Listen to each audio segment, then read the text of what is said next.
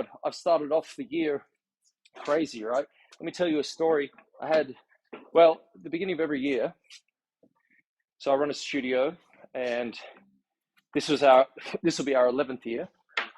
So last year was our 10th year. And, I calculated we've done over 16,000 classes, and we've had a huge amount of people come through the studio, my wife and I, and our teachers. We love what we do, right? But every year, I always expect to get the call. What call do you reckon that is? It's always a call. The call is talking someone off the ledge, right? They're crying, or, something's not working out in their partnership, or, they've had a break and it's been an eye-opener for them, but they want to do. So I always expect this call at the beginning of the year. Fair enough. So I've had a couple of partnerships break up, and that's to be expected. But it's really crazy, like, why one of them ended. And I want to know from you. Have you ever been persuaded to? Have you ever been good at something and then been persuaded to not do it anymore, and then you regretted it? Let me know. Is that something that you can relate to? Because I have a feeling this person is going to regret their decision in a big way. Yeah, that was horrible, by the way. I'm no good at this. I'm just going to smash balls, okay? But anyway, what happened was, well, I won't go into too much detail right now, but fundamentally, this girl has a lot of talent. And it's a shame because she's so good, could be one of the best in our country, if not a competitor in the world scale, but is sort of listening to the wrong advice. And you'd think that you'd want to speak to your coach, right, when something's going wrong. And, I just got a text saying I quit. I'm like, oh, that's a horrible decision. You should at least talk it through before you decide something like that, especially after a few years of working with a coach, right? It's a good idea to have that, I suppose, what do you call it? Rapport, right? Or to at least have that conversation before you make huge decisions, especially if they're based on emotion. One thing I've learned is try not to make big decisions when you're flustered and full of emotion, right? That's just when you often make horrible ones. You want to be calmer and think things through a little bit. We are our own worst enemy. Hey, what's up, Sol? Yeah, I agree. That's one of the most hard things, is that you can be your own worst enemy. But then there are people also out there who are trying to manipulate you, and you may not even be aware of it, because the manipulation is not positive, right? We all persuade each other every day to do shit. That's just how humans work. But when it's being done in a way that is disservicing you, that's where it gets dangerous, right? Anyway, so this was it's not a good way to start the year from that perspective, but it was wonderful to see everyone back in the studio, and some partnerships breaking up were very good. It's a good thing, sometimes it's an excellent thing. And in another case I was very happy with one finishing, because it's freed up the other person to really follow what they want to do and to sort of take their own steps to the next level. So not everything's a bad thing, right? Like, so if sometimes it works out, well, that's good. And sometimes it does not. And that opens you up for the next thing. And I suppose that's what you got to think about yourself. So have you ever had someone, or have you ever had a talent, been really good at it, and then all of a sudden someone's persuaded you to stop, maybe because I would have a guess that this person's influences are very envious or jealous because of a very quick rise in talent and very obvious appeal. And then, bang, cut. So there's that. But have you ever had that happen and lived to regret? I'd love to know your experiences. Just leave below. But in the meantime, leave me a question. When you got me a question about your dancing, or about like any of your goals or what you're trying to do with your dancing, hit me up below, because we've got a big... Well, I didn't really have any plans. I just wanted to see if this would work. I might do this a little bit more.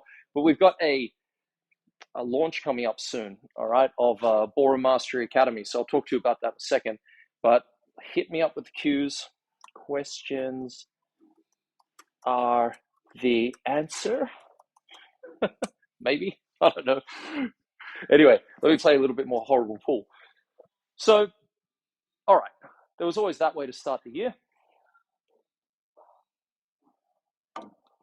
And then that was horrible. We'll just do that again. All right, let's actually go in the hole this time. Number 13. Woo, it's getting better as I continue. In any case, we have a big amount of content planned for Ballroom Mastery, as a YouTube channel and as a Facebook page. And by the way, it's been crazy. Like, we've had over 1.5 million people like sharing our content. So thank you for that. If that's you, You are amazing. Appreciate your support. That's so cool.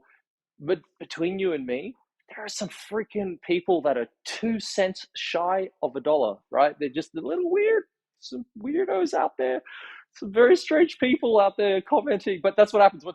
Once you go past a certain number of people in terms of reach, when you've got videos going out, you're always going to get people that come at you. You know, it's a strange thing. I like this question. As a pro, what is the best way to look for a partner? Okay, so are you a pro dancer?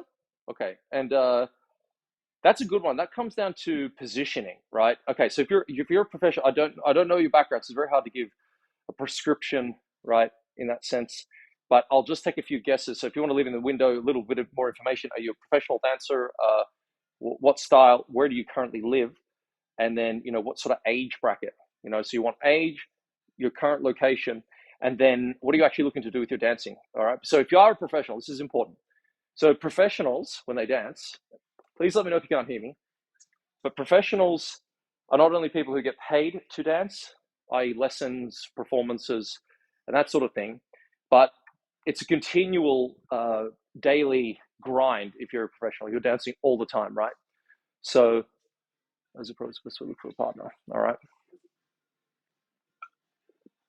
Okay.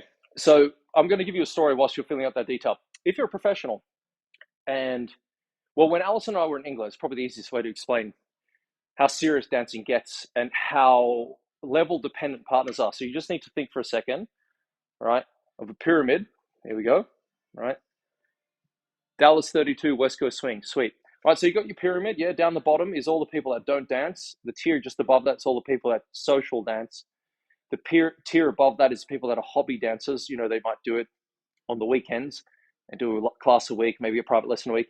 The tier above that might be your medalists, right? People who do examinations, and then from that sort of separate out maybe into competition, like low grade competition, still fun, still recreational. Then might branch out into some light teaching. Then people that go a little higher in competition, right? They tier up to this sort of just before the peak of the pyramid into that space of medium to high grade competition. That's where they're amateurs, right? So low grade, high grade, medium grade, low grade, medium grade, high grade amateurs.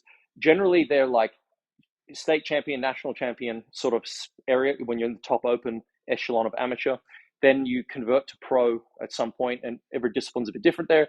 But at that point, it's all it's been serious sort of from hobby medalists up. It gets serious, but it just gets more deep work, more long time, right? So you got to be over time. You have to be dancing a lot, right, to be pro, as you would know. Now that's what's problematic because look at the pyramid, right? There's very few at the top that actually do that. And that means that if you pull people from down here up into this space, you got to think about the amount of time you've spent to even get to that position, right? And so it's impossible for to get someone down in the non-dancing or the social dance character and pull them up. It's just too much work, right? Like you need, as a professional, I've probably put in a couple $100,000 into my dancing at least, moved country, competed in Blackpool like 8 times, been to America, right? Been to Singapore, been to Malaysia, Canada, right? This is all to dance, okay, all to compete over 20 years. So I've done that. It would be crazy for me to expect someone to try and catch up to my level, even if they trained every day, because I've done at least 10, 15,000 hours worth of dancing, all right? So that's important to understand. So you have to position yourself to the people in the top of that pyramid that are most likely to work with you. And I'm going to give you a couple of quick stories that'll help you out here. Okay, and this is why I asked about your location. So you're in Dallas. That's awesome. I'm hopefully coming to LA to do some dancing in May. And so professional dancers, when you get to a certain level, because you're up at this top echelon of the pyramid, and in the pyramid up the top, there's of course, the bottom rankings of the world scale up to number 1 in the world. So that in itself is difficult. So when you're at the top echelon there of professional dancing, a lot of the couples we'd watch when they'd break up would have to fly. They're in London, okay, and then they would fly to like Lithuania and have a lesson on the weekend and train all weekend with their partner and fly back to London and work during the week. That's how they managed to keep a partnership, right? So they'd fly from London to Lithuania. And often someone else would then fly in, so that their partnership would come back and forth between the countries. And it's cheaper in Europe to do that than it is from, say, USA to Australia, baby. So you understand what I'm saying, though? The commitment level had to be that because you could not just pick someone at any of these lower ranks and try and get them up. It's just too hard, right? So because, and here's the other important factor to understand with dancing, typically what we were always taught, what we always saw play out with professional dancing, once you broke up a partnership, because a lot of people break up partnerships for stupid reasons, right? Thinking that I'll dance better with this person. If I just get the next person, it'll be quicker, it'll be faster, it'll be better.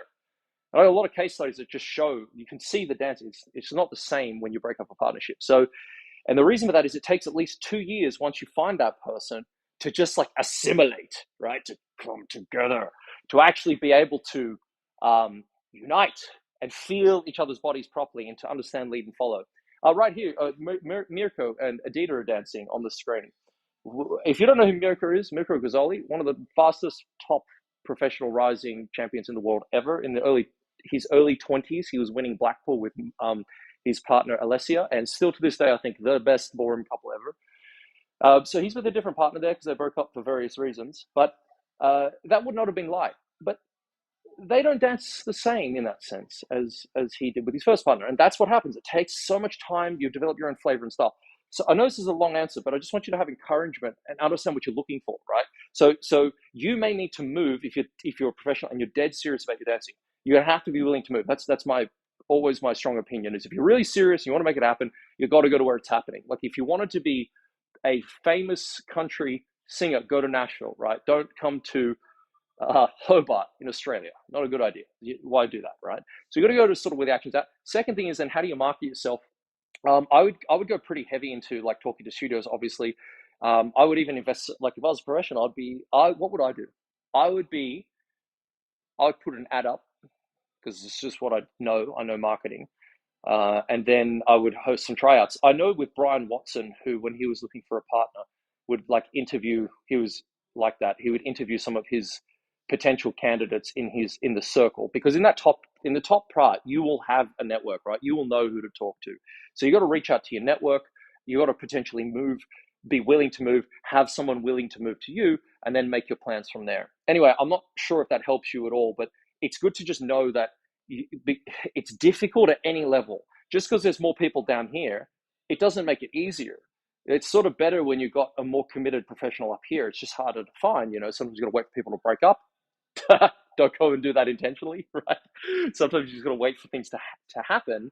But I think so my opinion in things is positioning yourself, right? So that's why moving matters. That's why people knowing you are not desperate, really wanting a partner, so you're in front of people. But don't be too creepy about it and like harass people. That's some people go a bit weird on partner searching.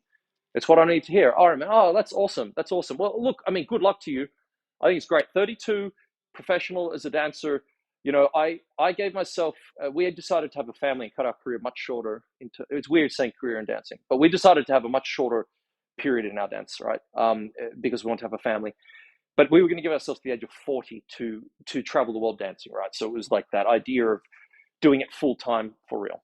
So I would say, depending on your outcomes and what you want and what professional means to you and whether you want to teach or in a studio, you've got to look at those sort of different forks in the road as to what you go down. You can dance forever, yes, but if you're serious about competition circuit and doing well, you've got to like really 35, 40 to go hard. So you got to act as if you got no time to lose.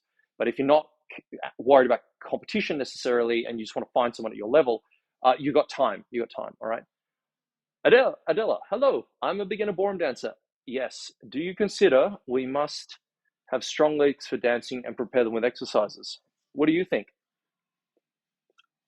All right. So, any more questions? Well, I'll leave your questions. So the answer is yes. But how do you create strong legs? What do? Do you walk around and hop around? The best advice is don't get into cross. If you're a beginner, and you saw my pyramid example, don't get into cross training too early. Okay, you don't necessarily need to because it will take time away from you developing skills. So, and because my channel is called Ballroom Mastery, I'll talk to you a little bit about mastery, right? And clearly, master of pool, right? Doing great. Come on, man. You can get a ball in today. I'm so distracted. Anyway, so if you look at mastery, right, what is it? It's when things are sort of unconscious and you ascend out of apprenticeship. It takes like 7 to 10 years to be a master of something, right? So in the beginning phases of dancing, at about like 10 to 15,000 hours. So just understand that as a sort of wide scale parameter of being good at a thing. So you're building skills, right? And when you build those skills, it's really exciting. So if you're a beginner, you must be pumped, right? You're excited to dance. You're naive. You don't know what you don't know. Every class is like, this is amazing. And you feel rapid progress. And then, but there will be a decline. So be aware of the decline that's coming, but don't be upset about it. Understand it's natural. And the decline happens when you start to know a little too much and diminishing returns kick in.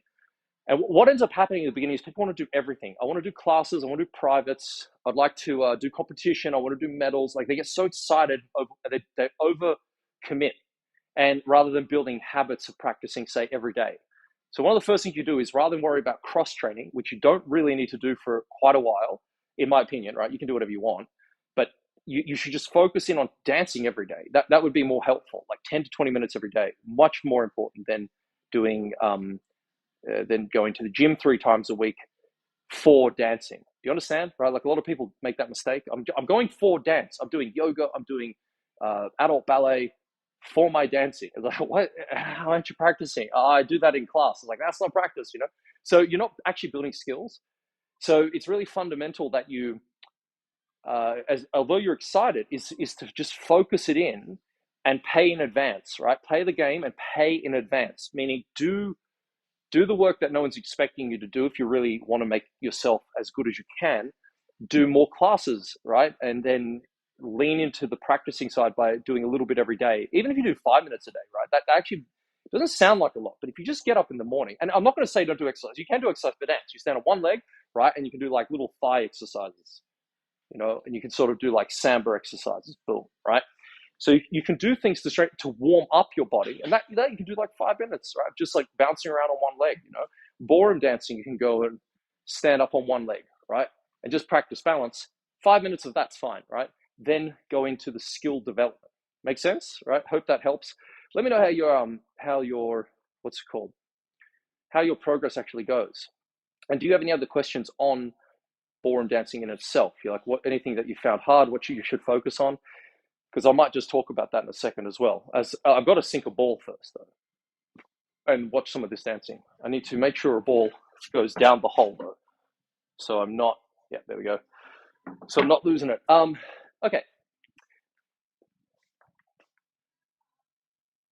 How do you deal with students that start going to other studios and start talking to others about that studio at yours? I just want to get your perspective. Oh, how do you deal with students that are going? That's a good one. How do you do? Now, what do you mean? You have to elaborate a little bit on that. So I'll just, I forgot I could put this in the window. People can read that. There you go. How do you deal with students that start going to other students and start talking about? So you talk about like gossip, right?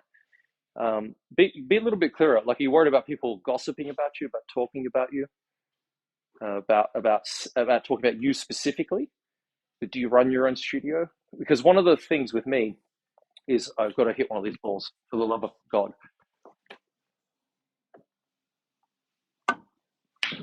Ah, terrible shot. Okay, so let's put this into the grave. Oh my God. I swear occasionally I could get it in. Dude, you can't control what other people do, right? You can control your response to it. I do believe that. Now, here's the important thing, because I fight with this too, you know. It's really easy to get jealous and envious of other people. Even like in a position of strength when you own and run a studio, it's really easy to get upset about people going away from your studio to begin with, and then you want to punish them, right? So you got to look at yourself first. Like, it's really easy to want to get resentful at people who do that and just be like, you left the studio. Like, what are you doing? And then they start talking shit about you at another studio. Okay, so how do I deal with it? I get fucking great results. Okay, I focus in online. I look at the students who I do have, who I'm blessed to have, and I go, thank you for sticking with me. And they know where I'm at. And then I also make sure that before, if somebody leaves, I get in the conversation earlier, right? Like, so I've got to understand that if someone's leaving my studio, they are going to talk badly about me. That's what I think. Human nature is pretty much like that. They're just going to talk shit about me. So what I make sure I do is if they leave, I make sure that everyone that they know in the studio that person's left and why they left and what went on behind that. And then I'm doing that to get ahead of the conversation. One of the problems, them inviting students to another studio. Yep, see, that's it. That's what I want to know. Right. So, but one of the problems that people have, this is a really, I got a small but big audience, right? Like, so it's weird. My audience is growing, and I just think over time, this video is going to make some people annoyed. But I think it's really good to hear because a lot of studio owners don't actually talk about some of the back end shit to deal with that is really important to understand about human behavior. So there was a guy that I did consulting for. Outside of dancing, I do coaching and consulting with, say, businesses and entrepreneurs, right? So he brought me in to motivate his staff. I was like, I hate that word, right? Like, I'm not, if they're an idiot, you can't motivate them, right? Or they become a motivated idiot, that saying. Anyway, so he brought me in to work with his staff for like a year. And one of the issues was that the workplace was completely women, right? It was him, and they were all women on the staff. Now, as a guy, he had no idea what's going on.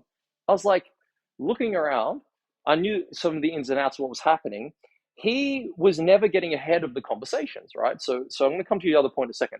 But he was letting what one woman would say would then transfer to another person in one way, and then it would go into a different type of story, and the story would change down the line because we're horrible at spreading information. And then, of course, you layer in a little bit of salt, a little bit of bitchiness on there, a little bit of gossip, a little bit of rumor, right? A little bit of humor. And all of a sudden, this person leaving has now left because she slept with everyone. She's like taking that dude to the cleaners. She was always a hoe bag, like it's just lies. She's just a really good receptionist. She's just having a baby, right? So like, and now no one knows who the father is, so like the line changes. So the point is that he started understanding, oh my God, if I can see a problem happening with someone, he gets in front of the conversation to all of the people that matter, and then can do his best to sort of guide it from going out of control, because there was a lot of weird situations happening. So anyway, but that's within your own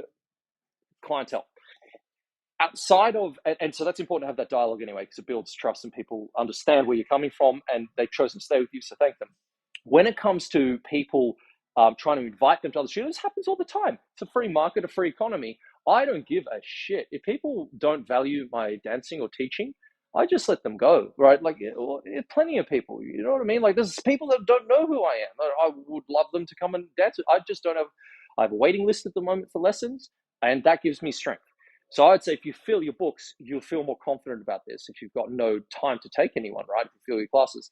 But listen to this part, right? So if somebody's going out there and trying to then come back into your studio, you have to have a boundary with that person. You have to make it clear, like I do with my students, that and I say this very frequently, but with a loving heart, I say, look, you get to choose where you go, but I also get to choose who I teach. So if you decide to go to that other studio, that is up to you, right? But I won't teach you if you do that. And the reason for that is not being jealous. It's because you're going to get conflicting ideas. I believe what I do. I've worked with the coaches I've worked with. I have the theories I have and the facts I have about dancing, and I need to work with you over a long period of time in a trusting relationship where I'm not going to be like undermined by other people, because bet your ass other people, there's not very many coaches that will be on your side, right? You know what I mean? They'll be like undermining you, saying, oh, well, and I'll give you an example. We went to England. We had one of the, all the top coaches are there, right? So, but we'd go in and we did lessons with like 6 of them in a week period to pick our coaches. And, we're all doing promenade position as an example. And you can imagine every one of them was actually telling us information that confused us. Yeah. So this education process of telling people why you have a boundary when it comes to selecting your studio, it builds loyalty within the clientele. Trust me, you're going to lose people, but they won't quit because you tell them this. People will quit over time, but just because they're going to quit anyway. Then eventually they'll want to dance again. Maybe they'll try another studio. But at that point, you got to stick to your guns. It's like, and make decisions based upon, not out of fear, but just out of like your own instinct. If you know this person's a bad egg, don't let them back in, right? But with most people, you just say, when your dancing journey is done, it's done. That's awesome. We'll pound it out. It's finished. That's cool. But then for those who leave under bad circumstances, finish before their time, or just plain want to go elsewhere, and then they come back and start poaching, you have to, make sure that people understand the situation. Why did they leave? Right? Tarnish their reputation if you have to, right? If they're really not a good person, you got to let people know. Don't be like, oh no, it's okay. Like, don't, no, stand up for yourself, protect your business, right? B, right? Once you've sort of done that, if that keeps happening, I wouldn't necessarily confront them or anything like that, but I would just let it go, right? Like, because there's a lot of tactics that you can do behind closed doors that can very much help with this interaction. I'm sorry if this sounds a bit confusing, but what you're asking is a very big question, and it really depends on a specific case, because it depends on the relationship with the student, right? And the situation in which they left. But I like to make sure that if somebody I know is going to try to hurt me, I'm not a bigger person. I will absolutely make sure that people know that person's not very good to deal with. Don't waste your time. But I won't go out and worry about them going to another studio. In fact, I will tell you, I get people inquiring about dancing in a studio, and some people leave like the most crazy messages. Sometimes they're like wackos, like just so demanding, like a 5-paragraph email about how they need this time, they need that time, they need that time, and I'm like reading it, stressing out. I'm like, I can't possibly take this person. I'm already freaking out. So I'll reply, thank you for your email. It's great, and I'll send them a link to my competitors that I'm slowly filling up their books with people that just look too hard. So, anyway, that's just sort of my funny joke. Call me petty, but I just think that's awesome, right? Because it's like, some people, you just read it and go, that's just gonna be too hard to do. You know what I'm talking about. If you run a studio, you know what I mean. Anyway, let me know if that helps at all, if that made absolutely fuck all sense. But I really hope it did a little bit. Please give me some more questions. What's going on? Yeah, by the way, Zol, one of the things you should look at is, if you become a member of my community, I can give you some more personalized, responses that are way more direct and very much to the core of human behavior. But I get a little bit concerned sharing them publicly, because without a lot of back-end knowledge on some of these subjects, it seems extremely manipulative, some of these tactics. Because one of my backgrounds is sales, and a lot of people hate salespeople, but the tactics used to sell cars or products is exactly how you would sell ideas. And if you use that for the good, you have a good business. If you use it for the bad, you can really hurt people. All right. So let me know what you think. More questions, please. Let them roll in. Hit the like button. Hit the smash button. Hit the smash button. There is no smash button. Here's Victor Fung. Look at this guy. He's awesome. All right. Very cool. So Tango, follow, double follow. Look at that. Boom. Stop, lock. So nice. Yeah, cool. Right. So ballroom dancing has changed in not a good way. For those who have, like, I'm going to be public on this, but I really don't like where ballroom dancing is currently, with like most of it in terms of amateur and professional. Currently, it's not about the one dance or anything like that. It's just more about like the fads, like giant ass, gargantuan frames, and let's do some ballroom. It's like, dude, you're a dude. Don't stand like a lady. It's a bit too much. So if you've got any more questions about your dancing, about your prancing, about your partnering, right? Anything else? Maybe a tip on pool. I am getting very distracted.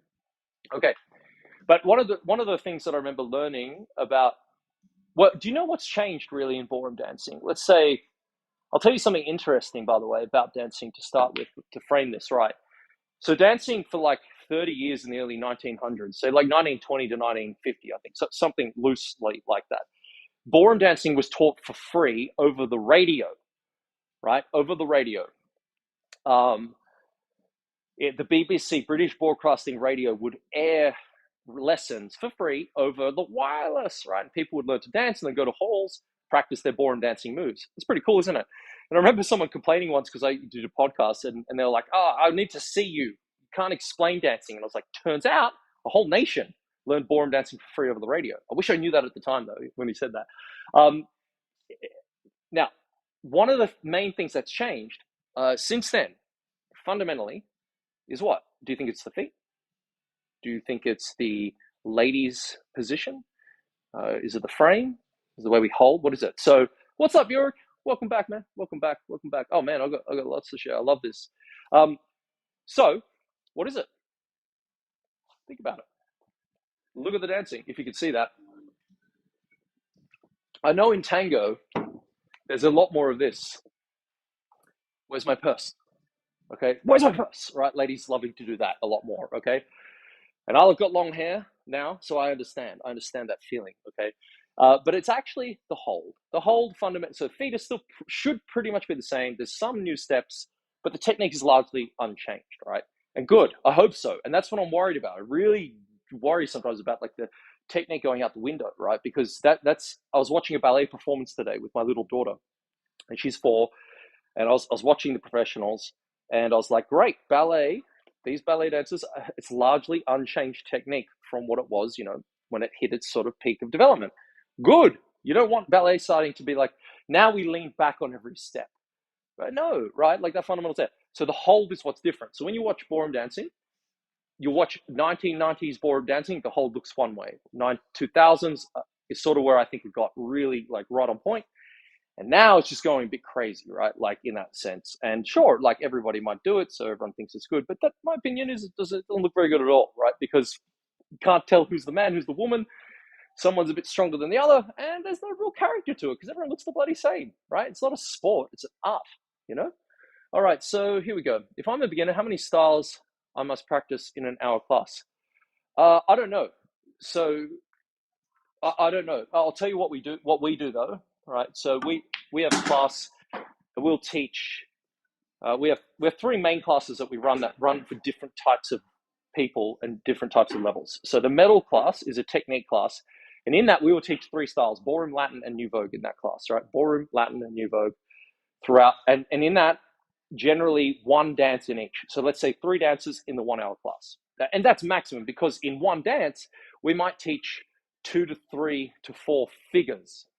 So a figure is like literally 1 step. So if I was to do a whisk, right, there's 1 step.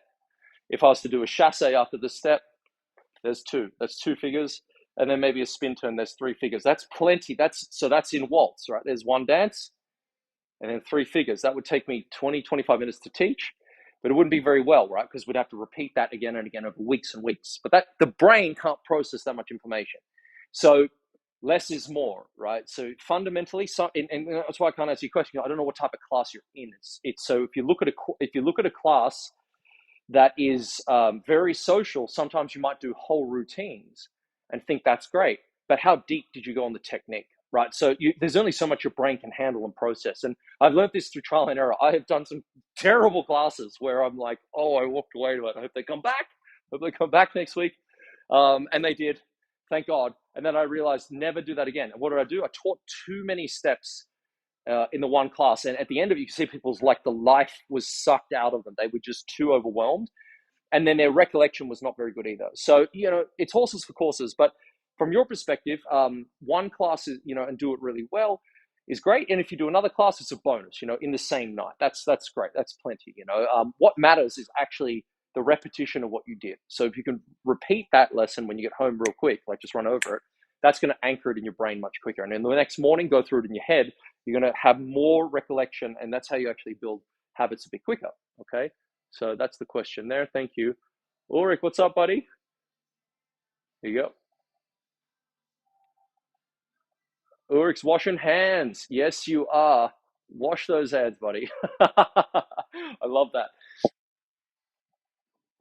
Like I said, you obviously seem very excited about your dancing. So make sure that that was straight. That you can't see this. This table is bent. All right. I've got to compensate for the weird curves it gives me. I swear to God, it's not the beer. In either case, when you get excited for dancing, like you do, I would recommend that you build the habit of making sure you attend every class you commit to, and then whatever practice you give yourself, whether it's daily or 3 times a week, 5 times a week, you stick to. And if you build that habit and keep it for a year, then up it the next year. Don't be tempted to do too much in one go. This is the thing that often murders people's passion too early. No, I should correct myself. Fuck passion. It's not about passion. Passion starts you off. But what this is part of the problem I had with one of my competitors recently. My passion's burned. I'm not feeling it in my soul. I'm not feeling my heart. I was like, wrong audience. Wrong audience. What are you talking about? You tell me one person who's got anywhere in anything of any merit, career, art, business, family, being a professional housewife, right? Like, you cannot tell me it's just always passion, right? It's just not. It's enough to get you in the door, but it's for amateurs, right? Purpose, baby. Purpose gives you that meaning, but it also gives you the fire to keep going. That is really important to understand. It is about purpose. So passion will wane the more you put into it, to an extent. That doesn't mean that dancing won't fill you with endorphins and you'll feel good. Feeling good is not passion, right? Technically, passion is suffering, because it means from the Latin word passio, which is like the crown of thorns on Jesus' head. It actually means suffering. So you're suffering for what you love doing. That's good, but it doesn't mean you're enjoying it all the time, right? That's important to understand the distinction. So you're suffering for what you love. The purpose keeps you going, all right? And that's why the habits matter for that first year, and then you up it the next year, and then you find a space that's really good for you. You know, for most people, honestly, one class, one private a week, a little bit of practice, perfect, right? It's a nice balance. It's a nice hobby. You can still have a life. Don't become a professional, right? Oh my God, don't do it. Don't do it to yourself, right? It's only for stupid people. All right, yeah, cool. All right, are there any mental exercise you do before you perform? A Tonya Harding people in my head. Know what I'm saying? All right, just get brutal up in there. All jokes aside, it wasn't a joke. I make sure that I visualize, and I really do. Like I've got a big series on the YouTube channel about visualization for dancing. Very good. I mean, Ulrich, what are some of the things you do? Right, he's one of the founding members of Ballroom Mastery Academy, actually, and he's been doing great, actually, dancing over in Belgium. So what? Look, I use visualization as a tool, especially as a professional. You know what I'm saying? As a professional, I do much better with visualization closer to a competition, particularly because the stakes get higher for me and my body is more trained. And as I get closer in that sense. So, I mean, I train like right now I'm getting ready for Pro-Am. So I'm already training in my head and in my body, preparing mentally for it, and 6 months away, right? So with competition, I've always been like that. So I will make sure I visualize, going to bed at night, listening to music, going through my routines a certain way.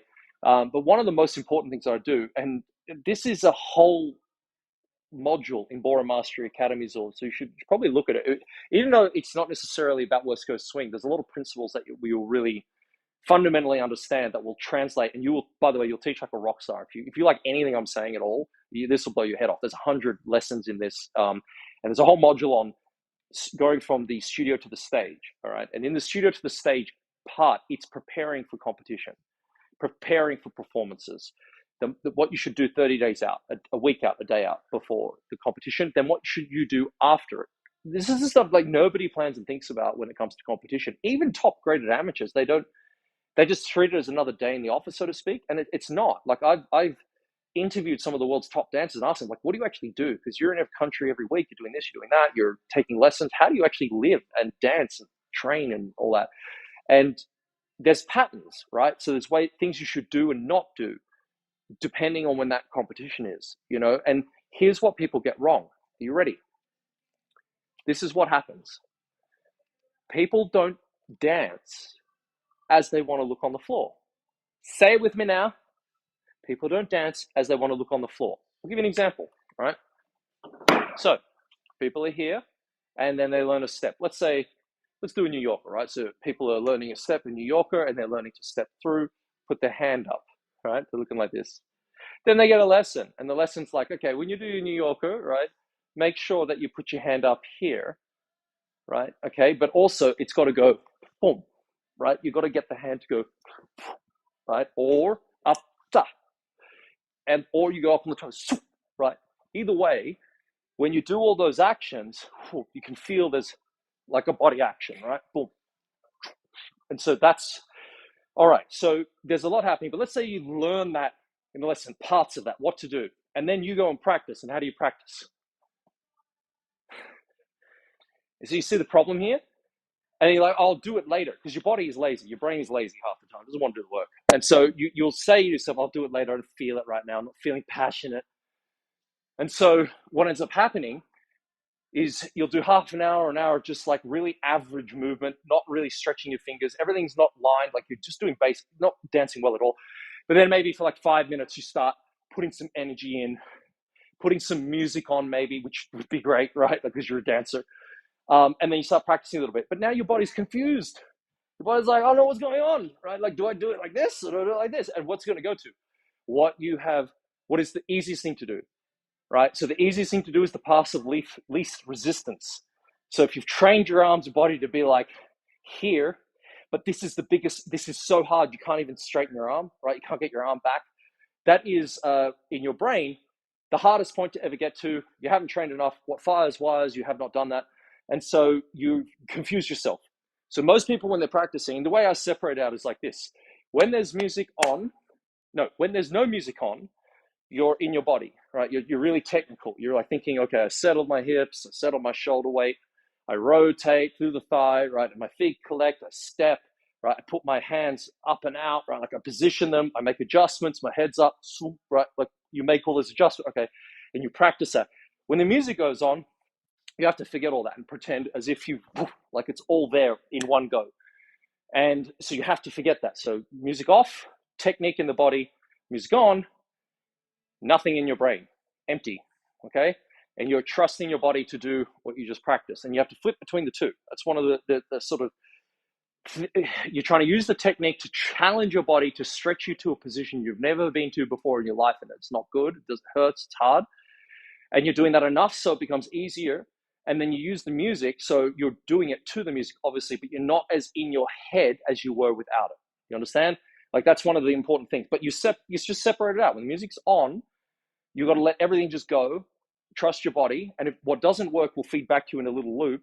Turn the music off, and then fix what you need to with information, right? Like lessons, and then put that in, and then repeat. And that's actually do it. But you always dance. It doesn't matter what you do. Slow, fast, no music, partner, no partner, in the dark, in your pajamas, naked, not naked, whatever. Like you always try to hold your body the way you want to look, right? You always hold your head the way you want to look. You always put your arms into a position the way you want to look, right?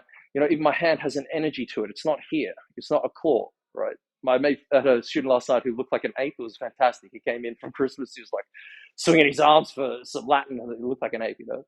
And he was having a good laugh. It was hilarious the way he looked. And then he's like, "Oh shit, my elbows are too high." And so you have to be aware, right? But that is a massive tip. You watch people when they dance, and you can just tell, like they're just not putting in the right type of energy into their movements, and then what they expect to look amazing when they're on the floor. Come on, right? But you're confusing yourself. Yeah, you do easily the figure. Oh my dear, I have done so many goddamn New Yorkers, right? My body's like, not again. No, just kidding. Yeah. Oh, how many fights my wife and I would just get into, like, you're doing this tight. I would claw her, grab her hand, you know. A lot of practice. What is music? I know, right? What is music? Yes. Visualization daily, love it. Yeah, but see, visualization daily is great. Like, see, it's different for everyone, because I learn all the time, and I like to share that knowledge through you. Sometimes I learn things that make other things I've learned or thought or taught redundant in a way. But not everyone thinks in images, but some people think in words, sort of. You know, that's one idea. But you got to know what works for you. So some people might visualize every day, and some people might visualize as a strategic part of their thing. But it's a really great and powerful tool. If you'd like to know more, go on the YouTube website, Ballroom Mastery TV, and check out visualization for dancers. You will see the information there to help you out on exactly how to do it and the 4 different ways and that sort of thing. All right, anyone else got any questions? I'll wrap it up in a minute. I'm starting to get balls in their little homes. It's been the longest game of pool in my life, I think. It's very weird having a one-way conversation. So if I get comments, by the way, all the time about, like, you talk too much. It's like, yes, I know. Okay, cool. So you all have been great, by the way. I really appreciate you being here. So people still tuned in. Oh yeah, nice. What's up? Okay. So Ballroom Mastery Academy, end of the month. Good for those who have done it before. We're going to should do some new content in there as well. And for those who haven't done it, check out ballroommastery.tv. Put your name on the invite list, and I'll send you some goodies as well. But dancing's awesome, right? It's exciting. Boom, chicka, boom. As we go through the new year, you were supposed to magically go in that hole on your own. I need my mentor. Yeah, bro, I got you. You just got, value my time. So as you can imagine, so just you become a member of Ballroom Mastery. Access, like just check out our website and I'll send you some details, right? And it's worth it. It's really cool. Sol should sign up for the BMA. Yeah, you know it. What's up? He was number one, actually. Ulrich with me all this time. You're a legend, man. You're a legend. The muscles from Brussels. Is that what they call you? Or is that Van Damme? All right, so without that, if I stayed here playing this horrible, this is just, I've got to come back to this. I've got to come back to this game a little bit later. Appreciate that, man. And it's good too, right? Like the thing about here, let me dispel a couple of myths real quick about people who learn on YouTube and Facebook and prefer in-person lessons. You should do in-person lessons. I think that's a great way to use your time. But the world's changed, okay? In the beginning, dancing was spread through the word of mouth, right? And then it was also spread over the airwaves. And then it was spread through paper, through a little letter service by Alex Moore and the letter service. And teachers would read this piece of paper with little footprints on it. And those little footprints would show the latest steps in ballroom dancing. And as a teacher, you'd read these little steps and you'd stand there and go left foot there, right foot there. You do all the steps. You'd follow it off the piece of paper. No one showed you how to do it, right? After this little piece of paper was handed to you, you'd go, I understand ballroom dancing better from a piece of paper. And no one taught you those steps. And then what happened? Studios started opening. People started learning in person, obviously. This is after, this sort of spread throughout the world. And then video came out in the 80s with the letter service now going from this piece of paper to a video. In the video, you would learn the latest steps every single month. All right, you need a cassette player, off you go. In 2010, I came along and digitized that shit with the biggest company in the world. I said, we'll put it online. Let's do it. Let me show you the future. And they were skeptical, right? They were really skeptical. It's like, yeah, but they didn't understand the internet because they weren't that young in terms of their company. They were very old, very established. And I said, I'll digitize it all. Let's make it happen. Put you on the internet. And they're like, what's the internet? What's YouTube? This is like 2010, right? So you're basically in the Stone Ages. And that was the next frontier in that sense. But here's what's interesting. Some of the best dancers in the world have actually started from learning off video, right? They all learned off paper. They learned how to read technique, so to speak. And of course, they had that in conjunction with lessons, right? So it's not to replace lessons, okay? But if you're not fortunate to have anyone to teach you, that can be the thing too with these online lessons, right? But you need a practical format to follow, and you need a way to understand dancing that isn't just off YouTube, right? Because I run a channel on YouTube, but it's random, right? When you look at videos, they're not this, building a knowledge base for you and a skill set. So you can get to a level of mastery where you can make your own rules in that sense, right? You can follow your own way, which is the most important thing, right? You don't just want to be a cookie cutter. Anyways, the point being is that you want to use it as an add-on. And many people forget that. They think, oh, I don't like this online stuff. It's like, you're an idiot then. Like, why are you even watching this video if you don't like online stuff? Of course you like online stuff. You just don't understand how it's applied because a lot of people don't teach properly online. They put a video up and you have to copy it, which is why I get flack for talking so much. But people don't understand the breakdown and how it connects to a wider concept in dance, right? So if I talk about arm movements are never independent, right? They are connected to a system, they're connected to a body, and there's a way that you need to train them together to help you become a better dancer, right? To be the best dancer you can be. So I hope that makes sense, but that's one of the myths that people just always go on about. Like, I'm not an online person, meanwhile they're watching YouTube to learn how to cook, right? How they're watching other dancers, but they're not learning how to dance because no one's really teaching that in the format that I believe works really well in that sense, okay? Now, your dancing is luckily better than your pool. Oh, I love you, man. Yeah, my pool is even worse. Oh yeah, dude. I'm I'm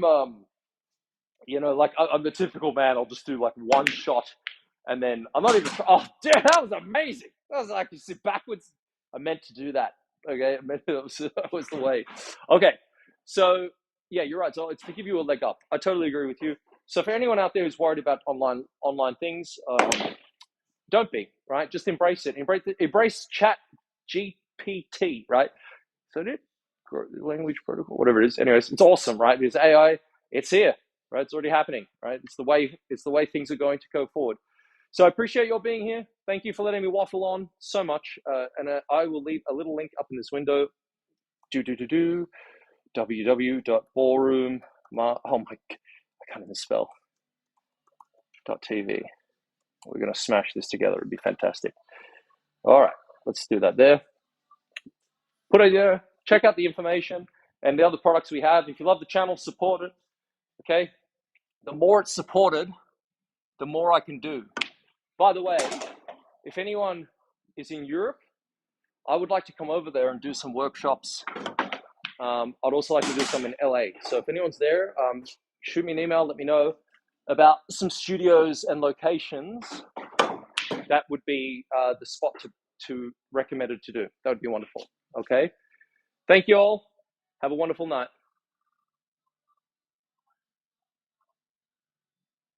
Wherever the end button is, we'll find it. We'll get there.